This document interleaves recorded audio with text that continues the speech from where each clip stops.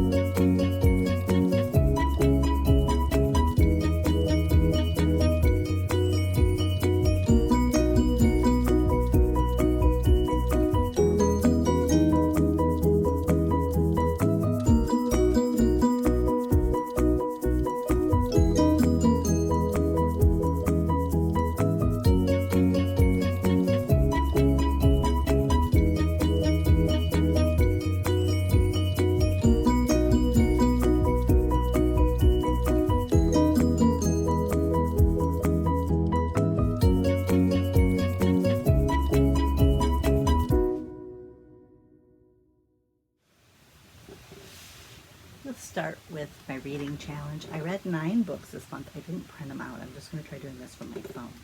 The first one I read was Diana Gabaldon's Written in My Own Heart's Blood.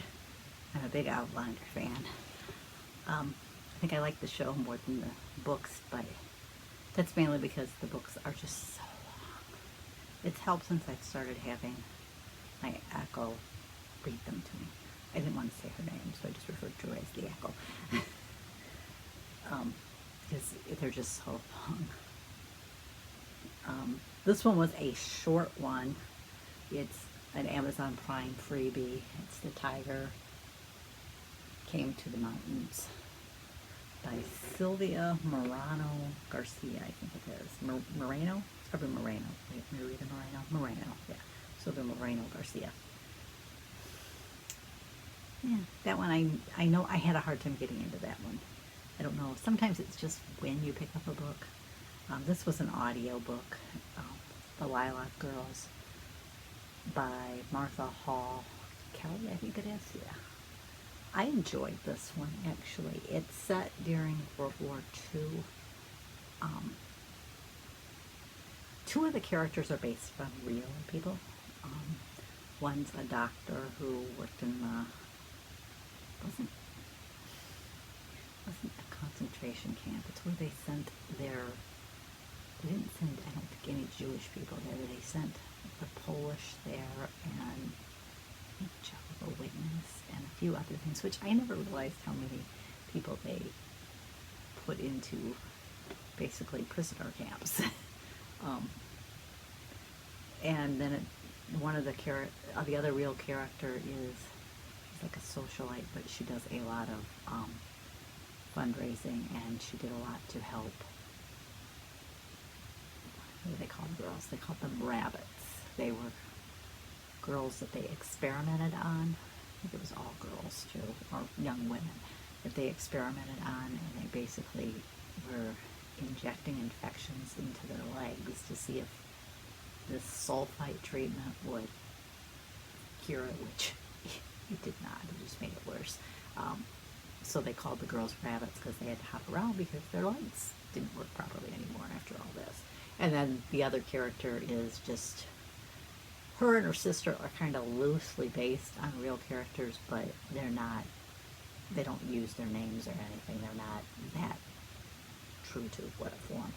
And the girl was one of the rabbits, and her sister was a doctor, and it's their story, and they kind of all intertwine together. So, but whenever I read something like that, that's kind of historical fiction, I guess you want to call it, it always makes me want to learn more about that time period, so I would like to pick up a book more that's just about that. This one I picked up, I read, was What Alice Forgot by Leanne Moriarty. Basically, this woman falls and hits her head and forgets like the last 10 years of her life or something like that. So it was interesting. I did enjoy this one, and I had seen the movie, but it had been so long since I'd seen the movie that I kind of forgot what happened. So it was Gone Girl by Gillian Flynn. That would fit one of my prompts for my reading challenge, I think. I think it was maybe characters in the 30s. I know Lilac Girls did a book, I think that had to take place in the 40s. And what was the other prompt? Location. I'm not sure which one hit that one. Oh, this one did, because it was the islands. Erin Hildebrand's Golden Girl. It takes place on Nantucket Island, so it fit the island prompt. So I read that one. This was another short story from Amazon Prime. If you have Amazon Prime, you can borrow it for free. And then Daisy Goodwin's American Heiress. And then this one was an audiobook. American Heiress might have been too. Will. I've been on the wait list for that one forever. I got the audiobook because he did the reading himself. It's kind of nice when, especially when it's, a well-known person doing their biography, if they read it themselves. It just, to me, makes it more interesting. But, though I have read some of them too. But that was what I read in April. The GOC this week. It says week 6. It's the wrong week. Yes, it is. This is last week's. I wonder if I can find it on my iPad, on my phone real quick, because I know I posted it in Facebook. If I can find my craft studio events. Mementos. I can read what the homework was for this week. The homework this week was to sort your memorabilia into a filing or storage system, create an incoming memento organizing station or kit. For me, I'm barely caught up on my scrapbooking, so I just file it into my project planner. Label your mementos with location of coordinating pictures and journaling notes. I store them all together. Add notes to your family timeline if appropriate. Create an online journal on your computer desktop so you can easily add to it. If you use a smartphone, be sure to turn on the sync feature so that everything will be updated and be the same. Start a project planner for your next or current scrapping project. And Tiffany does tell you here, just a project or two. I could see more if you're like me, you're a multi-crafter. I might be working on a sewing project, my scrapbooking project, which is always, an ongoing thing, and a 3D project or a card project. So I kind of have multiples of them, but I only have one scrapbook.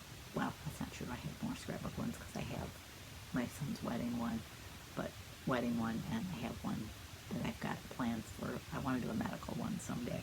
We'll see if I get that done.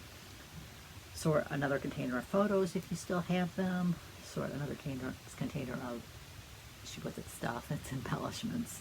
Or it could be, I guess, coloring agents or tools, If needed, sort another 4 inches of paper if you have it. And then post your progress post and celebrate with your reward for this week. I was hoping this week to get through 2 of my craft binders. I didn't finish last week's because last week it was supposed to be a scrap rack. I finished the last scrap rack, which I did, and one of my craft binders, and I wasn't able to do the craft binder because I ran out of 12x12 white cardstock. I did get more of that, so I can get some of that cut up and prepped and ready to go, and I ran out of 12x12 sheet protectors for my cataloging pages, which I can get those done and get them filed. And what else was on there? Oh, I ran out of at least 3 different scrap rack pages, so there is a Totally Tiffany U.S. warehouse sale, so if you're in the U.S., you can order them. I think it's supposed to go up on the website tomorrow, Friday, and then she'll be on Craft House on Saturday with all the stuff that's on sale. She did create a shopping list. If I think about it, I will try to link the shopping list to the sale into the box down below, the info box for YouTube. She does have some scrap rack pages. She doesn't have all of them that I need. And she has some buddy bags there. I think there's a scrap rack there. There's some fab files. It's not all of any one product line, but there's a kind of an assortment of things on the warehouse sale. Usually with the warehouse sale, what it ends up is things that they got overstocked on, which is happening to them now because some of the port stuff has eased up, and so everything's arriving in the warehouse at once, and it's too much for the warehouse.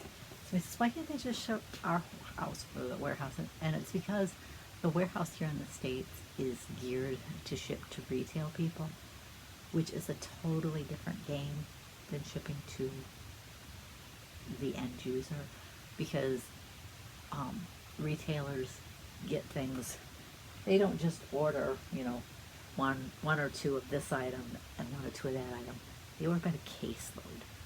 Having your warehouse set up to pull things by the case is a lot different than being set up to pull items individually. But I am hoping to get back to doing some more. I've been doing some crafting this week, hoping to do a project video tomorrow. That's all for now. I am really going to edit this down. I'll catch you next time.